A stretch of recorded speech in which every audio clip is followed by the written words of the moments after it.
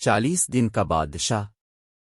پرانے زمانے کی بات ہے کہ ملک فارس پر ایک بادشاہ حکومت کرتا تھا۔ وہ بہت پریشان رہتا تھا کیونکہ ملک میں چوری اور ڈکیتی عام تھی۔ باوجود کوشش کے بھی وہ اس پر قابو نہیں پا رہا تھا۔ ایک دن بادشاہ پریشانی میں محل سے نکل کر جنگل کی طرف چل پڑا۔ اس نے دیکھا ایک لکڑہارا بہت محنت سے لکڑیاں کاٹ رہا ہے۔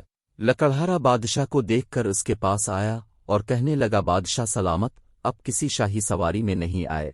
بادشاہ نے اپنی پریشانی کی وجہ بتائی تو اس نے کہا، اگر آپ اجازت دیں تو میں کچھ عرض کروں۔ بادشاہ نے سر ہلایا تو وہ بولا، اب مجھے کچھ دن ملک پر حکمرانی کی اجازت دے، مجھے امید ہے کہ یہ بارائی ختم ہو جائے گی۔ اور بادشاہ نے اسے بخوشی اجازت دی۔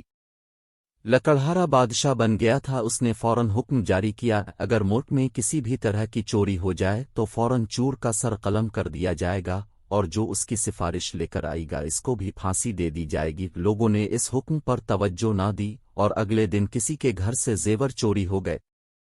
بادشاہ نے حکم دیا چور کو فوراً پکڑا جائے اور سپاہیوں سے کہا کہ اگر چور پکڑنے میں ناکام ہوئے تو ان کی جگہ تمہیں پھانسی دے دی جائے گی۔ کچھ روز گزرنے کے بعد سپاہی چور پکڑنے میں کامیاب ہو گئے، انہیں جیل میں بند کر دیا گیا۔ لوگ اب ڈر کے مارے سفارش نہ کریں۔ وہ بادشاہ کے باپ کے پاس گئے اور اس سے گزارش کی وہ بادشاہ سے معافی دلوا دیں۔ وہ ان کے ساتھ جانے پر راضی ہو گیا۔ بادشاہ نے جب سفارشی کے طور پر اپنے باپ کو دیکھا تو سپاہی کو حکم دیا کہ ان کو جیل میں بند کر دیں۔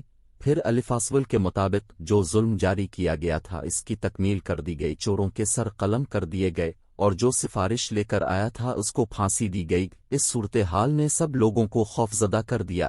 اب کوئی راستے میں بھی پڑی ہوئی چیز بھی دیکھتا تو اس کو الفاٹنے کی ہمت نہ کرتا۔ آہستہ آہستہ ملک سے چوریاں ہونا ہی بند ہو گئیں۔